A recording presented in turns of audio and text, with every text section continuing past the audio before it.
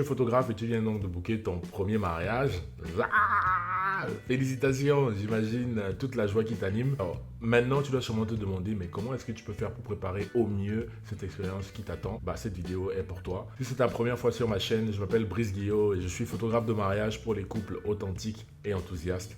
Let's go. Bon, toi-même, tu sais que ça n'a pas été facile pour toi de trouver ce premier mariage. Les galères que tu as eues, les réflexions que tu t'es posées. Est-ce que je suis trop cher, pas assez cher? Est-ce que je dois le faire gratuitement? Combien est-ce que je dois tarifer? Mais tu as réussi en fait à dépasser tout ça. Et là, ça y est, tu as ton premier mariage. Et ce que tu veux en fait, c'est donner la meilleure expérience. Plus que ça, tu veux arriver ce jour-là avec un capital confiance énorme.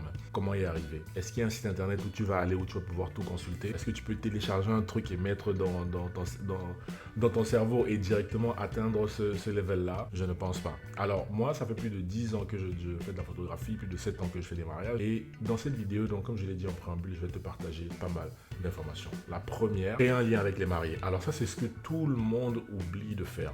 C'est une chose que d'arriver...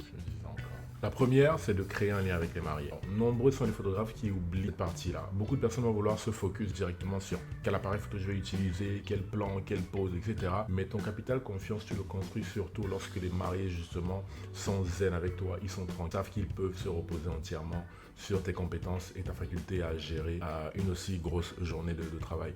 Et pour ce faire, tu as tout intérêt à créer un lien avec les mariés. Et ça passe par connaître leur histoire. Connaître comment est-ce qu'ils se sont rencontrés. Est-ce qu'ils se sont rencontrés à l'école, au travail, au métro, sur une appli de dating. Connaître en fait les détails croustillants et vulnérables de leur histoire va te permettre toi le jour J d'arriver, non pas comme un prestataire qui arrive pour bosser, mais comme quelqu'un qui va retrouver des personnes qu'il connaît déjà et avec qui il va passer un bon moment. La seule différence c'est que toi tu auras ton appareil photo avec toi et que tu es quand même payé pour être là. Tu vois un peu?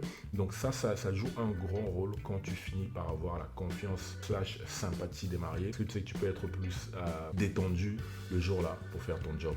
La deuxième chose que je propose de faire dans ce cadre-là, c'est d'aller boire un verre avec les mariés. Essaye de voir quand est-ce que ça les arrangerait pour que toi tu les rencontres. Tu vois? Moi, ce que je fais en général, c'est que je vais donner un rendez-vous aux mariés un mois et demi avant le jour J. On va se poser dans un hôtel tranquille. Je viens quand même avec mes albums photos, mais le but du meeting, c'est de parler de tout et de rien. C'est de vraiment briser la glace de manière à ce qu'on puisse être plus proche et que le jour J, comme je disais tout à l'heure, que ça puisse être beaucoup plus smooth. Donc, il faut que tu... Je t'invite, parce que c'est une invitation, je t'invite à voir comment est-ce que dans ton agenda et le leur, ce serait possible de planifier en fait un meeting pour aller boire un verre et parler de tout et de rien. Ce meeting-là, si tu as des albums en physique, tu pars avec tes albums pour qu'ils puissent les voir, les toucher et faire leur décision finale sur l'album qu'ils vont prendre. Le but, c'est de vraiment d'utiliser. La deuxième chose que je te recommande, c'est la visite des lieux. Alors, il y a différents lieux qui se présentent dans le cadre d'un mariage. Tu as la salle de réception, tu as l'hôtel où les mariés vont loger, tu as le parc où tu vas shooter, tu as la mairie.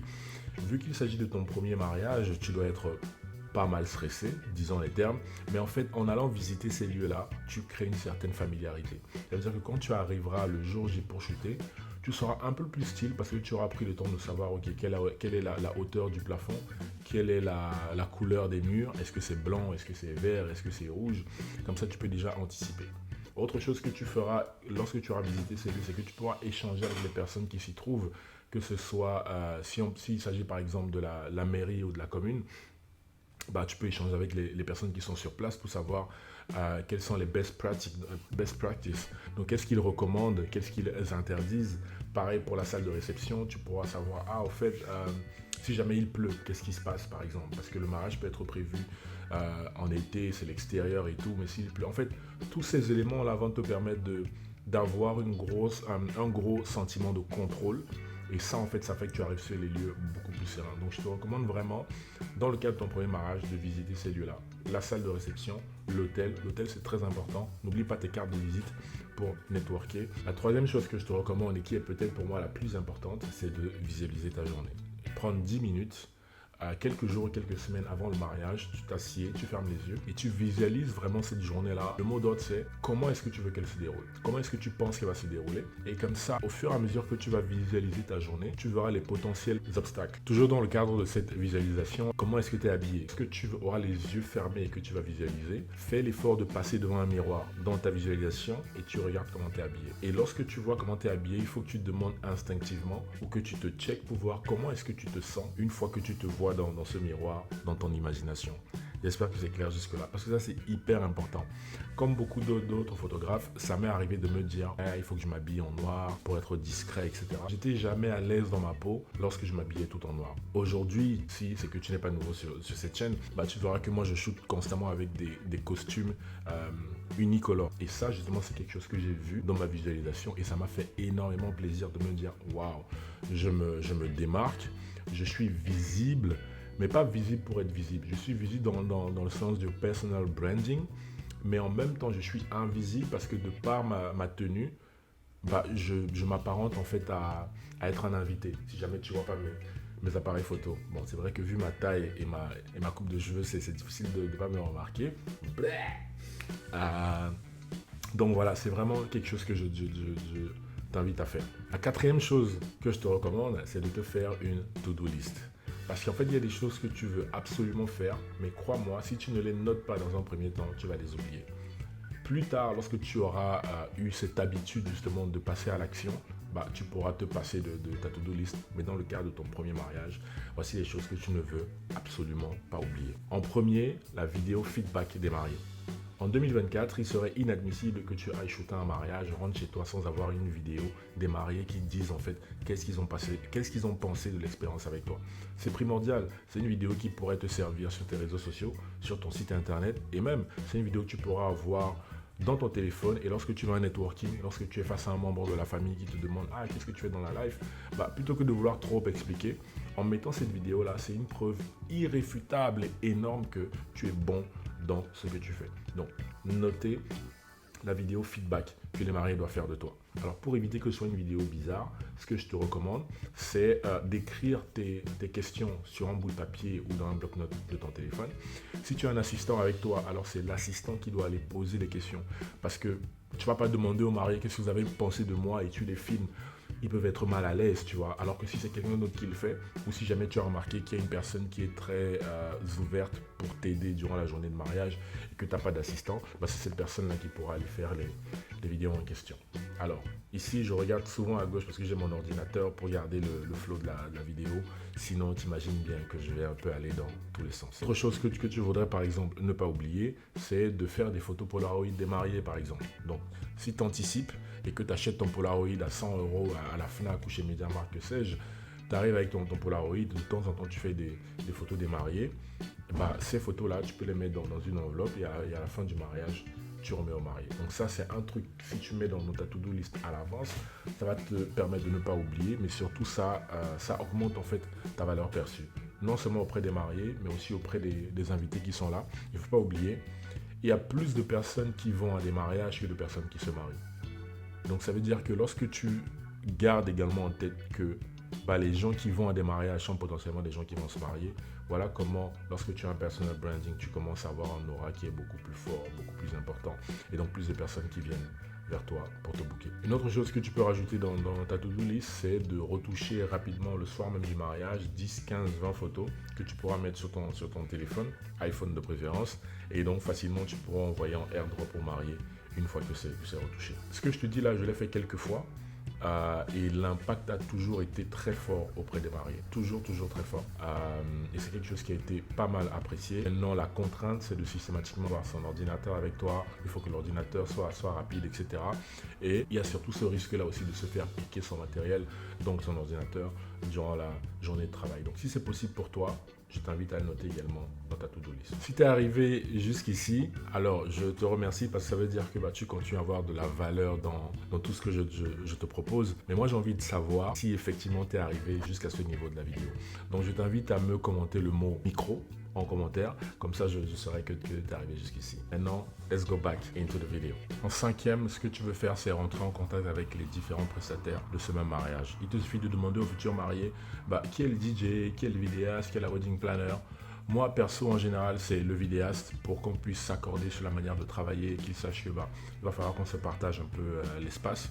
Et la wedding planner pour voir comment est-ce que finalement elle voit la chose comparé à ce que les mariés m'ont dit durant le premier meeting. Et lorsque tu prendras contact avec ces personnes-là, n'hésite pas par la suite à faire un mail pour dire « Ah, merci pour la conversation, j'ai bien kiffé.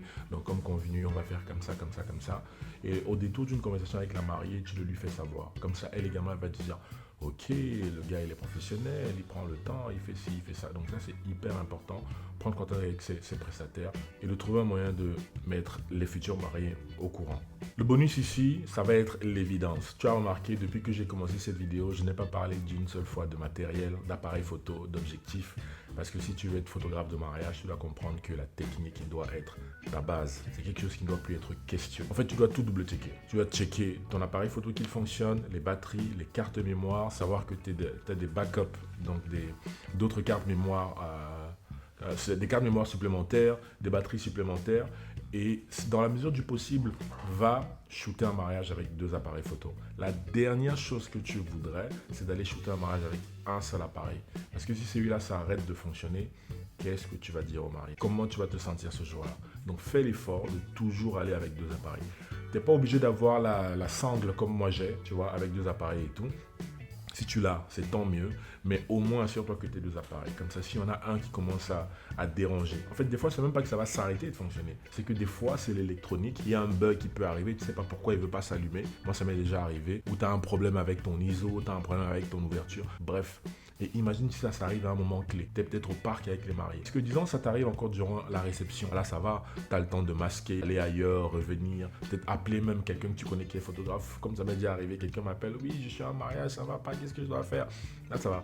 Mais si ça t'arrive quand tu es au parc avec la mariée et le marié, comment tu fais? Si ça t'arrive quand tu es dans la salle, dans la chambre où les mariés se préparent et tu fais tes préparatifs, comment tu fais? Donc, hyper important de tout double-checker, que tout fonctionne bien, ton électronique fonctionne bien, que tes vêtements sont bien propres, que tu as des vêtements de rechange. En général, je recommande d'avoir un t-shirt ou une chemise. Parce que c'est une journée longue, sinueuse, fatigante. On parle de 10, 15, 17 heures de travail des fois. Et ça peut laisser des marques sur les vêtements que tu portes. Donc, le fait d'avoir un t-shirt en rab, une chemise en rab, ça te permet, si le premier est devenu sale au fil de la journée, que tu les changes au moins pour le début de la soirée. Tu l'auras donc compris, préparer sa journée de mariage quand on est photographe, c'est quelque chose de primordial. Et si c'est vrai pour nous, les hommes et les femmes de l'image, c'est aussi vrai pour les personnes qui se marient quand s'apprêtent à photographier. Et c'est quelque chose qui va certainement t'aider que de regarder la vidéo où je parle des 6 raisons pour prévoir un first look quand on va se marier. Alors, c'est une vidéo dans laquelle je m'adresse essentiellement aux futurs mariés, mais toi-même tu pourras y trouver des tips, des astuces qui te permettront encore une fois de mieux planifier la journée de mariage que tu t'apprêtes à photographier. Alors, si tu as trouvé de la valeur en regardant cette vidéo, je t'invite à liker la vidéo et à t'abonner pour ne pas rater les prochaines vidéos. C'était Brice Guillot et je te dis à très vite. Ciao.